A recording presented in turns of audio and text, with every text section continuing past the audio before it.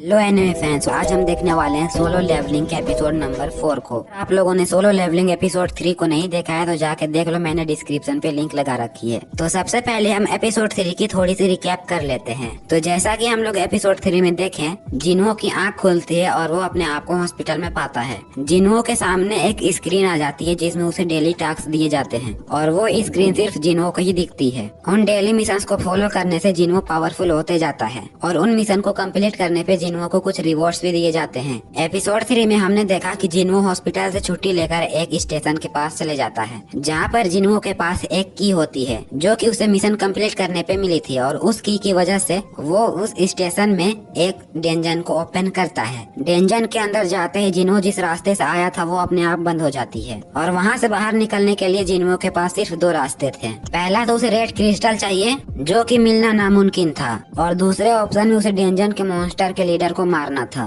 तो यहीं से एपिसोड 4 स्टार्ट होती है। जिन्हो उस डेंजन को देख ही रहा था तभी वहाँ पर एक बहुत बड़ा वुल्फ आ जाता है। जिन्हो उस वुल्फ को मारने की कोशिश करता है पर वो अपने हाथों से उसे नहीं मार पाता है। तभी जिन्हो को रियलाइज होता है कि वो पहले के मुकाबले अभी बहुत ज्यादा पावरफुल हो चुका है। जिन्हो उसे मारने के लिए अपने इन्वेंट्री से एक तलवार निकालता है जो तलवार मिस्टर किम की थी। मिस्टर किम इस तलवार को 3 मिलियन येन में खरीदा था। जिन्हो उस तलवार का यूज करके उस मॉन्स्टर को बहुत आसानी से मार देता है, जिसके बाद जिन्हो के सामने बहुत सारे मॉन्स्टर आने लगते हैं और हर एक को मारने के बाद जिन्हो का लेवल अप होने लगता है। जिन्हो फिर से रियलाइज करता है कि उसकी ताकत बहुत ज्यादा बढ़ चुकी है। जिन्हो एक के बाद एक मॉन्स्टर को मारे जा रहा था जिस वजह से जिन्हो की तलवार भी कमजोर पड़ चुकी थी। जिन्हो बैठ जाता है अपने फैंक्स को गिनने के लिए। जिन्हो को अभी तक काफी चीजें मिल चुकी थी क्योंकि उसने बहुत सारे मॉन्स्टर को मार दिया था। जिन्हो के पास अब हार्ट स्टोन भी आ चुका था जिसकी मदद से वो कहीं पर भी किसी जगह को लीव कर सकता है। लेकिन जिन्हो डिसाइड करता है कि वो अभी यहाँ से नहीं जाएगा, वो इस डेंजन के लीडर को मार के ही जाएगा। उसके बाद जिन्हो और कई सारे मॉन्स्टर को एक साथ मार देता है, जिसके बाद जिन्हो को ये भी रियलाइज होता है कि मॉन्स्टर के रंग के नेम बताते हैं कि वो मॉन्स्टर कितना ताकतवर है आपसे। पहले जो मॉन्स्टर से जिन्हो लड़ रहा था वो ऑरेंज कलर के थे, लेकिन अब उनका कलर व्हाइट हो चुका है। आ गया था जिन्हो उस डेंजन के नीचे चला जाता है। उसके सामने एक काफी बड़ा सांप वाला मॉन्स्टर आ जाता है। जिन्हो उस मॉन्स्टर पे हमले करता है लेकिन वो मॉन्स्टर एक ही हिट में जिन्हो का तलवार तोड़ देता है। अब जिन्हो क्या करेगा? क्या उस मॉन्स्टर को मार पाएगा? चलिए देखते हैं। जिन्हो उस मॉन्स्टर पे हमला करता है लेकिन जिन्हो को इंस्टेंटली रियलाइज हो जाता है कि वो अभी तक इतना ताकतवर नहीं हुआ कि उस मॉन्स्टर को हरा पाए। जिन्हो उस मॉन्स्टर पे बार बार हमला कर रहा था लेकिन वो बार बार मुंह खा रहा था। जिन्हो तुरंत ही डिसाइड करता है कि वो उस मॉन्स्टर पे बार बार हमला करेगा बहुत तेजी के साथ और एक बार में फुल स्पीड के साथ इसे मारने की कोशिश करेगा। लेकिन जिन्हो का ये भी प्लान फेल हो जाता है और वो उस मॉन्स्टर को नहीं मार पाता है। तभी जिन्हो को वो सब पल याद आने लगते हैं कि कैसे उसे लोगों ने धोखा दिया। उसे मरने के लिए लोगों ने अकेला डेंजन के अंदर छोड़ रखा था। फिर वो मिस्टर सोंग के साथ एक कन्वर्सेशन याद करता है जब मिस्टर सोंग ने उसे बताया था कि उसे सबसे ज्यादा कमजोर माना जाता है। जिन्हो से मिस्टर सोंग बोलते हैं कि तुम और मेहनत करो और ताकतवर बनो। जिन्हो को वो सब पल भी याद आते हैं जब मिस्टर किम ने अपने परिवार को चुना और वहाँ से भाग गए बिना उसकी बात माने,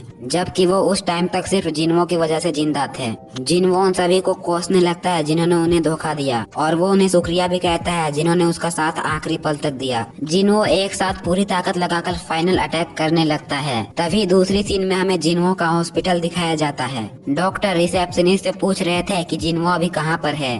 तभी वो बताती है कि जिन्हो कुछ जरूरी काम के लिए बाहर गया है। क्या आपको लगता नहीं है कि हमें उसे डिस्चार्ज कर देना चाहिए, क्योंकि वो एकदम स्वस्थ लग रहा था। तभी डॉक्टर उन्हें बोलते हैं हंटर काफी ज्यादा ताकतवर होते हैं इसलिए वो जल्दी रिकवर तो कर लेते हैं लेकिन उनका कोई भरोसा नहीं, वो एक ही पल में तुरंत घायल भी हो सकते हैं। हंटर्स काफी ज्यादा घायल होने के बाद जिंदा तो बाहर आ जाते हैं लेकिन ये कोई चमत्कार से कम नहीं है। हंटर एक नॉर्मल इंसान से काफी ज्यादा पावरफुल होते हैं। तभी दूसरी सीन में हमें फिर से जिन्हो को दिखाया जाता है जिसने अपनी पूरी पावर लगाकर उस मॉन्स्टर को हरा दिया था।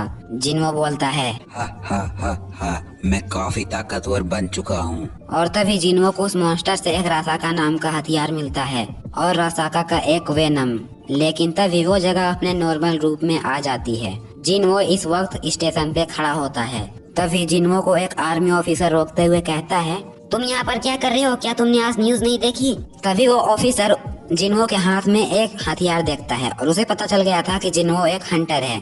ये जानकर वो सैल्यूट करने लगता है। जिन्हो कहता है अरे सैल्यूट करने की कोई जरूरत नहीं है। फिर वो ऑफिसर कहता है सर मैं आपको कमांड देता हूँ, आप मेरे पीछे आइए, मैं आपको सही और सुरक्षित जगह पर लेके जाऊंगा। पर जिन्हो कहता है कि नहीं रहने दीजिए, मैं यहीं पर ठीक हूँ। पर तभी जिन्हो को महसूस होता है कि उसके आसपास एक बहुत बड़ी ताकत है। जिन्हो को समझ में आ जाता है कि उसने अपने सेंसेस को ताकतवर बना दिया है, जिससे कि वो महसूस कर सकता है कि उसके आसपास कैसी ताकतें हैं। जिन्हो उस ताकत को महसूस करते हुए उसकी तरफ बढ़ता है। वो देखता है कि वहाँ पर बहुत सारे लोग जमा हुए हैं और वो भीड़ इतने खतरनाक मॉन्स्टर के सामने वीडियो बना रही है। जिन्हो आगे जाकर देखता है तो वहाँ 10 हंटर्स भी मिलकर उस मॉन्स्टर को नहीं हरा पा रहे थे। तभी जिन्हो देखता है कि वहाँ पर मिस जूही भी है, जो बार बार घायल हंटर्स को हील कर रही है, लेकिन वो पूरी तरीके से लोगों को हील नहीं कर पा रही है। जिन्हो ये देखकर समझ जाता है कि वो उस दिन के सदमे से अभी तक बाहर नहीं आई है। जिन्हो उस मॉन्स्टर के डिफेंस को पहचान लेता है और वो डिसाइड करता है कि वो यहीं खड़े खड़े उसके डिफेंस को कमजोर कर देगा। जिन्हो मिस्टर किम की टूटी हुई तलवार लेता है और उसे इतनी तेज फेंकता है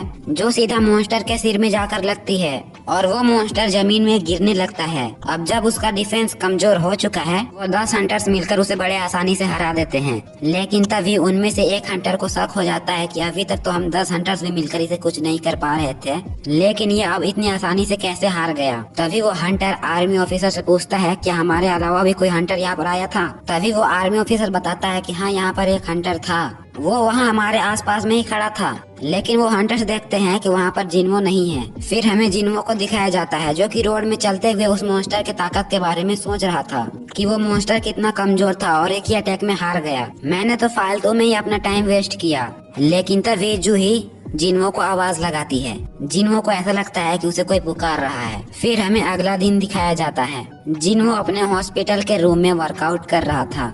जिन्हो की बहुत ज्यादा बॉडी थोड़ी बन चुकी थी। तभी वहाँ पर एक नर्स आ जाती है। वो जिन्हो की बॉडी देखकर शर्मा जाती है और कहती है क्या ये वही पेशेंट है जो उस दिन यहाँ आया था? इसकी बॉडी आखिर इतनी अच्छी कैसे हो सकती है? फिर वो अंदर जाती है तो जिन्हो कहता है कि मुझे माफ कर देना, मैं यहाँ पर वर्कआउट कर रहा हूँ। वो नर्स जिन्हो से कहती है नहीं, ये मेरी गलती है, मैं बिना पूछे यहाँ पर अंदर आ गई। वो नर्स जिन्हो से पूछती है क्या तुम आज यहाँ से चले जाओगे? जिन्हो से बोलता है हाँ, आज मेरा डिस्चार्ज हो जाएगा। फिर वो नर्स जिन्हो से उसका नंबर मांगती है तो जिन्हो से अपना नंबर दे देता है। फिर हमें जिन्हो के घर का सीन दिखाया जाता है जहाँ पर जिन्हो की बहन स्कूल जा रही होती है। तभी जिन्हो अपने कमरे से उबासियाँ लेते हुए बाहर आता है और कहता है बहन क्या तुम स्कूल जा रही हो? उसकी बहन कहती है स्कूल नहीं जाऊंगी तो फिर और कहाँ जाऊंगी? तभी वो देखती है कि जिन्हो के तो 6 पैक निकल आए हैं। वो जिन्हो से पूछती है क्या तुम वर्कआउट करते हो?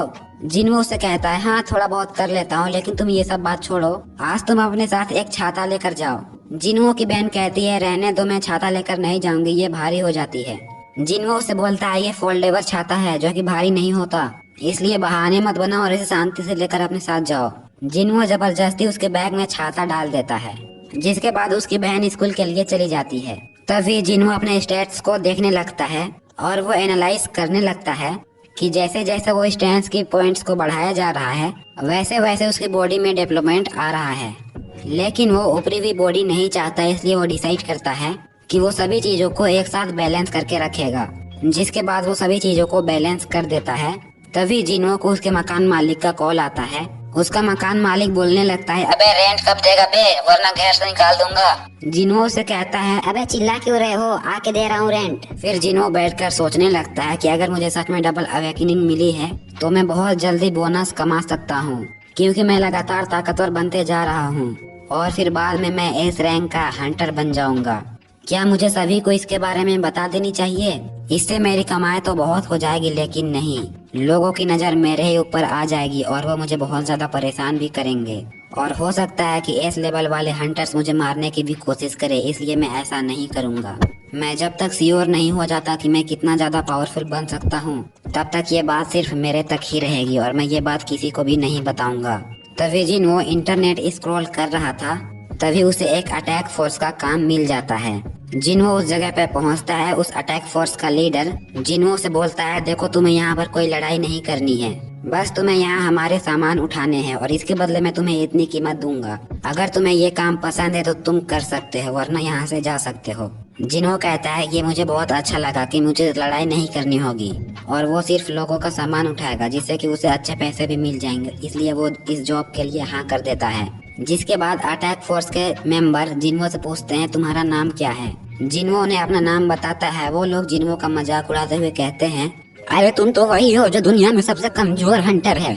जिन्हो को ये चीज बिल्कुल भी अच्छी नहीं लगती। तभी जिन्हो को एक बंदा कहता है, तुम तो मेरे जैसे हो बिल्कुल। जिन्हो उसके तरफ देखते ही बहुत अजीब से शक्ल बना लेता है। ये बंदा इतनी महंगी चीजें आखिर क्यों पहन रहा है? क्या ये कोई करोड़पति का बेटा है? जिन्हो समझ जाता है कि इन लोगों ने मुझे फालतू पर यहाँ पर बुलाया है। बस ये तो इस जगह को भरना चाहते थे, क्योंकि सी रैंक डेंजन में बिना 10 मेंबर्स के जाना मना है। इसलिए उन्होंने मुझे यहाँ पर बुलाया है अपने फायदे के लिए। जिसके बाद उस ग्रुप का लीडर जिन्हो के पास आता है और कहता है, वो रहा हमारा सामान, जल्दी से उन्हें यहाँ से हटा लो। क्या तुम लोगों के पास कोई हीलर नहीं है? क्या तुम लोग डेंजन के अंदर हीलर्स को लेकर नहीं जा रहे हो? वो लीडर जिन्हो से कहता है, तुम तो जानते ही हो सी रैंक डेंजन के अंदर एक हीलर को बुलाना कितना ज्यादा मुश्किल है। इसलिए हम हर बार ऐसा ही करते हैं, हम अपने साथ कोई भी हीलर को नहीं ले जाते हैं। जिन्हो मन ही मन कहता है कि इन लोगों के पास हीलर नहीं है और ये लोग गारंटी लेते हैं एग्रीमेंट के अंदर कि किसी की जान जाएगी तो उसकी जिम्मेदारी ये लोग लेंगे। आखिर ऐसे लोग रहते कहाँ हैं? ये लोग पागल है क्या? इसके बाद वही दो लोग जिन्हो का मजाक उड़ाते हुए बोलते हैं, अरे भाई जल्दी चलो, वैसे तो मारना तो हम ही लोगों को है, तुम्हें तो फालतू में ही ले जा रहे हैं। तभी वो करोड़पति का बेटा आ जाता है जो अपने आप को जिन्हो के मुकाबले समझता है। जो जिन्हो कहता है कि तुम बिल्कुल भी चिंता मत करो, तुम मेरे पीछे पीछे रहना, मैं तुम्हें बचा लूंगा। जिसके बाद वो लोग डेंजन के अंदर जाने लगते हैं, लेकिन तभी अटैक फोर्स नोटिस करता है इस डेंजन का दरवाजा रेगुलर दरवाजे से काफी ज्यादा बड़ा है। लेकिन तभी जिन्हो बोलता है, दरवाजे के साइज से क्या मतलब होता है?